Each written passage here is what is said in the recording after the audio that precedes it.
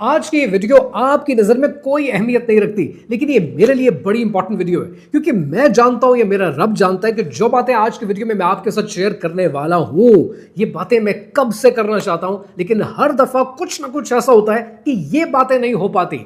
आज की वीडियो में 5 ऐसी चीजों पर से पर्दा उठाने वाला हूं जो कि शायद आपकी जिंदगी में बहुत पहले उठ चुका होना चाहिए था। मैं अक्सर बैठा सोचता हूं कि जब इंसान मर जाता है और मरने के बाद उसे कब्र में उतारा जाता है तो कब्र में उससे 5 सवाल पूछे जाते हैं। उनमें से एक सवाल है मन दीनों का, कि तुम्हारा दीन क्या है। मैं हमेशा से ये मानता था कि बड़ा आसान सवाल है, मैं कह दूंगा कि मेरा दीन इस्लाम है और मेरी बचत हो जाएगी। जब तक कि मैं एक बुजुर्ग से नहीं मिला और उनसे मैंने ये बात की तो उन्होंने बहुत खूबसूरत उस सारी कहानी को चंद अल्फाज में लपेटा और उन्होंने कहा ये इतना आसान थोड़ी है। सारी जिंदगी जिस चीज के पीछे भागे हो, अमना सदकना जिस पर ईमान लेकर आए हो, जिसको पूजा है असल में सारी जिंदगी, तो वो ही तुम्हारा सवाल का जवाब होगा। अब टू बी ऑनेस्ट, जिस सोसाइटी में हम रहते हैं, आप मैं सबकी कोशिश क्या है, 4 पैसे बच जाएं, 4 पैसे कमा लें, 4 पैसों के लिए नया बिजनेस शुरू कर दें, 4 पैसे सेव कर लें, 4 पैसों से जमीन खरीद लें, तो जवाब तो पैसा होगा ना। तो अगर ये जवाब है तो हमारा जवाब तो पैसा हो गया। लेकिन फिर मैं ये सोचता हूं कि मैं तो कोशिश कर रहा हूं पिछले कई सालों से कि इस पैसे के झंझट से निकल के सही रास्ते की तरफ आऊं, और मैं गुनहगार आदमी हूं, आज भी कोशिश कर रहा हूं। लेकिन उन लोगों का क्या कि जो लिबरल अपने आप को कहलाते हैं, या उन लोगों का क्या कि जो डेटा पे चलते हैं, साइंस पे चलते हैं, जो मीडिया जिनकी ब्रेन वॉशिंग करता है, उनका तो जवाब होगा साइंस, उनका जवाब होगा डेटा।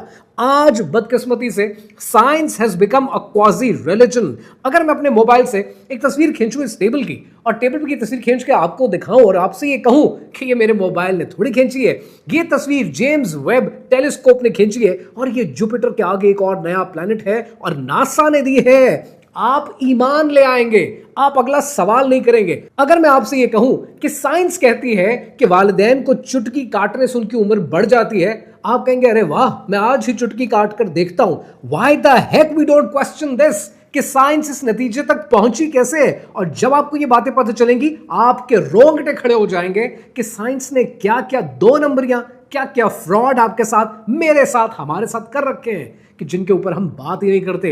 2025 में जिन बच्चों को स्कूल में पढ़ाया जा रहा है, आज वो बच्चे सवाल नहीं कर सकते। उन्हें कहा जाता है ट्रस्ट द साइंस, क्योंकि साइंस नाउजुबिल्लाह कोई आसमान से उतरा हुआ सहीफा है कि जिस पर अमल करना उनके लिए बहुत जरूरी है। क्रिटिकल थिंकिंग को आज हमने मार दिया है और हमने एक कल्ट पैदा कर दिया है कि साइंस के नाम पर जो होगा हम एक्सेप्ट करने को तैयार हैं। This is not science, this is scientism. अगर आप साइंस की बेसिक बुनियादी डेफिनेशन, किताब की डेफिनेशन लेकर चलें, तो किताब की डेफिनेशन क्या कहती है? किताब की डेफिनेशन कहती है कि एक सिस्टमैटिक स्टडी है कि जो नेचुरल वर्ल्ड को स्टडी करती है थ्रू ऑब्जर्वेशन एंड एक्सपेरिमेंट। लेकिन एक चीज बड़ी जरूरी है साइंस के लिए, और वो चीज है रिपीटेबिलिटी। यानी अगर आज आप एक एक्सपेरिमेंट रन करते हैं, आप करते हैं, कल को वही एक्सपेरिमेंट मैं करता हूं, तो रिजल्ट सेम आना चाहिए। तो साइंस जो कुछ आज चूरन आपको बेचे जा रही है, क्या उससे रिजल्ट सेम आते हैं? कहानी क्या है, आइए समझते हैं।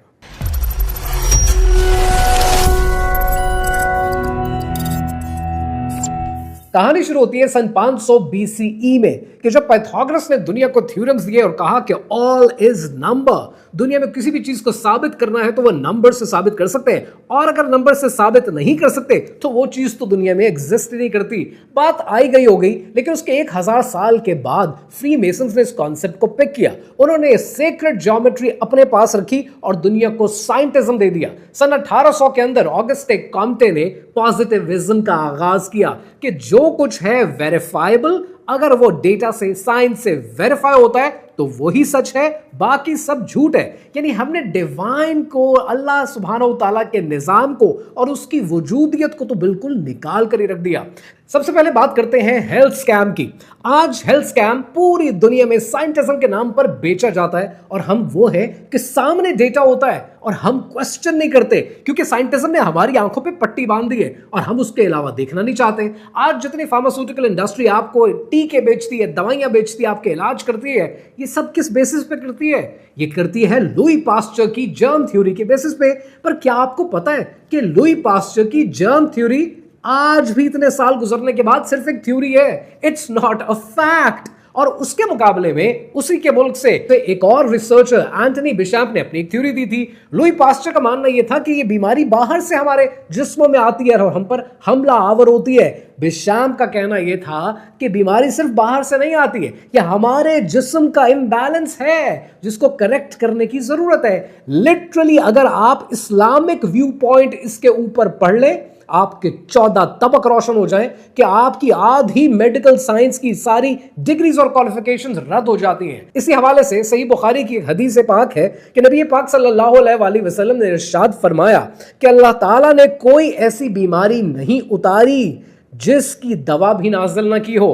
उतारी और नाजिल, मेरी नजर में ये दो इंपॉर्टेंट वर्ड्स हैं यहां पर, यानी हर बीमारी का सोल्यूशन दिया है। और अल्लाह सुब्हानहू तआला तो करता ही यही है कि वो हमेशा प्रॉब्लम देने से पहले उसका सोल्यूशन देता है। खर्चे बढ़ने लगते हैं ना आपके, तो खर्चे बढ़ने से पहले आपकी इनकम बढ़ा देता है। उसका तो हमेशा से एक ही तरीकाकार है, वो आप पर बोझ नहीं डालता। इसलिए अल्लाह सुब्हानहू तआला कहता है कि मुझे क्या पड़ी है कि मैं तुम्हें अजाब दूं। ये जो खैर है ये मेरी तरफ से आता है और शर वो है जो तुम करते हो। आज अगर आप मेडिकल साइंस से पूछेंगे तो आपको बेशुमार ऐसी बीमारियां गिनवा देंगे कि इसका तो कोई इलाज नहीं है। अभी अल्जाइमर्स के ऊपर तो हमारी रिसर्च चल रही है। ये जितनी रिसर्च चलती है, जितना पीयर रिव्यू है, ये ही साइंटिज्म है। प्रॉब्लम ये है कि जब हमें कोई कहता है ना कि 10 में से 8 डेंटिस्ट ने ये कह दिया है, आप उसका सैंपल नहीं पढ़ते। I have been running a research company for the past 16 years and I can tell you कि रिसर्चेस की कैसे जाती हैं। But anyways we can talk about that for hours. लेकिन दूसरा जो बड़ा फ्रॉड आपके साथ किया गया वो है बिग बैंग के हवाले से। साइंस आपको ये कहती है, नासा की रिसर्चेस ये कहती हैं कि फ्रॉम नथिंग टू समथिंग, कुछ नहीं था, एक बड़ा धमाका हुआ और दुनिया अपने वजूद में आ गई। और इसको प्रूव करने के लिए प्रॉब्लम यह है कि सिर्फ साइंसदान नहीं लगे हुए, बदकिस्मती से हमारे कुछ उलमा भी लगे हुए हैं जो साइंस को साइंस से प्रूव करने की कोशिश कर रहे हैं। यू नीड टू अंडरस्टैंड कि साइंस अगर कुरान पाक की किसी चीज को, किसी बात को, किसी वाकये को कंफर्म करती है, दैट्स अ सेपरेट स्टोरी। लेकिन कुरान मजीद साइंस को प्रूव करने के लिए नाजिल नहीं हुआ। वो उम्मत को, वो दुनिया को, वो कायनात को रास्ता दिखाने के लिए, मंजिल दिखाने के लिए नाजिल हुआ। कुरान पाक में अल्लाह सुब्हानहू तआला इरशाद फरमाते हैं कि क्या काफिरों ने नहीं देखा कि आसमान और जमीन दोनों मिले हुए थे, तो हमने जुदा जुदा कर दिए और तमाम जानदार चीजें हमने पानी से बनाई, फिर ये लोग ईमान क्यों नहीं लाते। ये वो सिलसिला है जो आपको गलत बताया गया है। And that's not the only thing. अगर आप मजीद स्टडी करेंगे आपको केमिकल्स के नाम पर फ्रॉड मिलेगा कि यूजेनिक्स को स्टडी किया जा रहा है कि आज हमें वो सुपर बीइंग मिल जाए, वो सुपर जीन्स मिल जाए, क्योंकि कुछ नस्लें बेहतर हैं और कुछ नस्लें बेहतर नहीं। मे बी यूरोपियंस इनकी नजरों में बेहतर है और एशियंस और इंडियंस इनकी नजरों में बेहतर नहीं। जबकि नबी पाक सल्लल्लाहु अलैहि वसल्लम ने इरशाद फरमाया था कि किसी अरबी को किसी अजमी पर और किसी अजमी को किसी अरबी पर कोई फौकियत हासिल नहीं।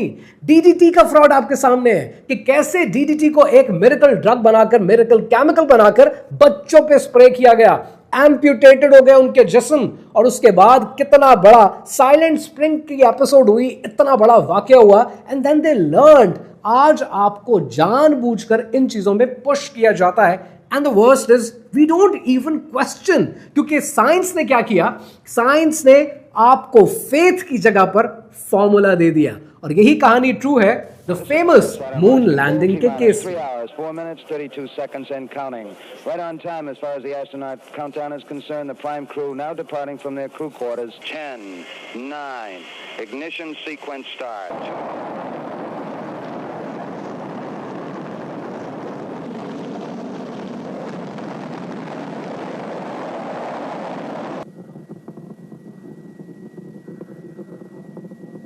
Now step off the limb.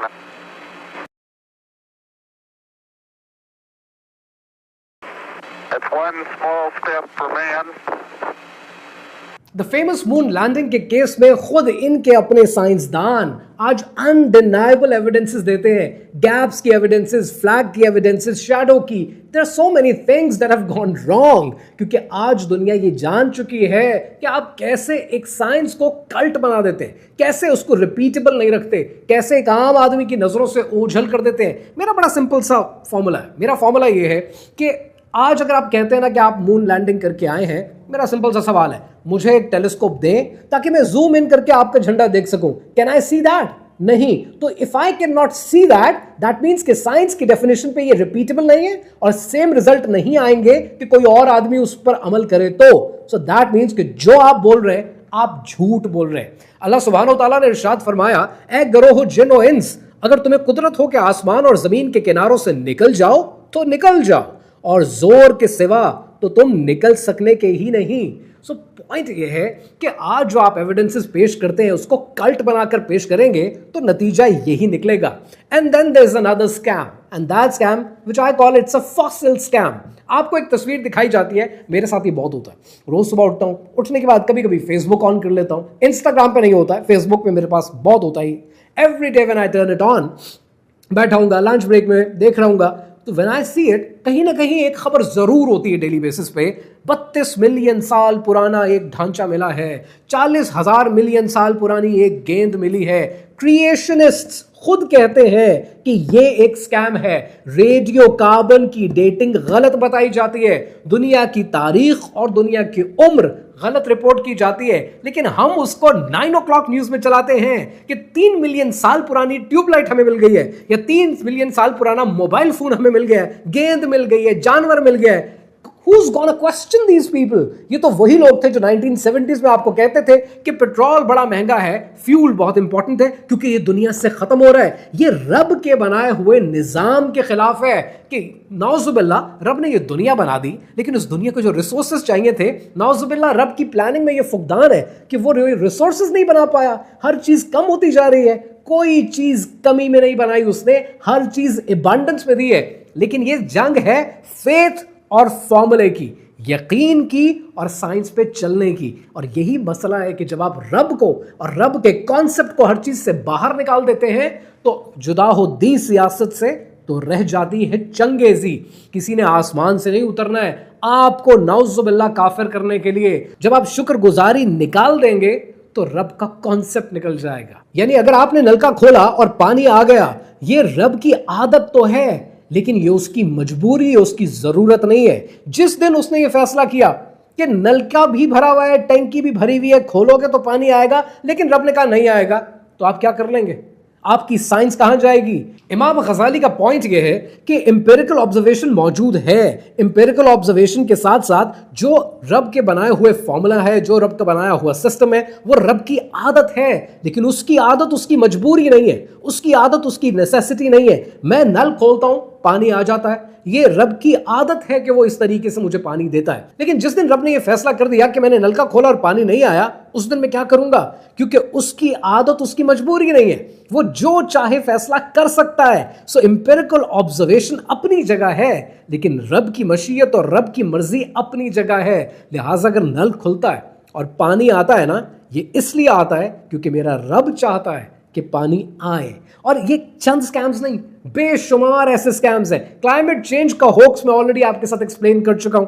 इसके अलावा न्यूट्रिशन स्कैम बड़ी तेजी से फैल रहा है। रिप्रोडक्टिव स्कैम के ऊपर बहुत बात की जानी चाहिए। I can talk about it for hours, लेकिन मेरी ख्वाहिश ये है कि आप मुझे कमेंट्स में बताएं कि you really want to explore these topics, क्योंकि ये वो सच है जो आपकी नस्लों तक जाना चाहिए।